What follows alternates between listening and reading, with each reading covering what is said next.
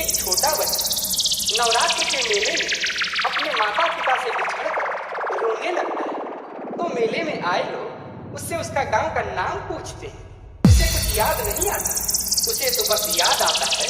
अपने गांव का काली माँ का वो मनोहर मंदिर जिसमें वो अपनी माँ के साथ रोज पूजा करने तो कवि जी भाव बड़ा सुंदर लिखते हैं, कैसे मास्टर? काका हो हमरा के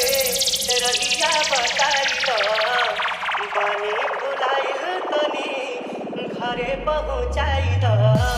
न जानी गौआ के ना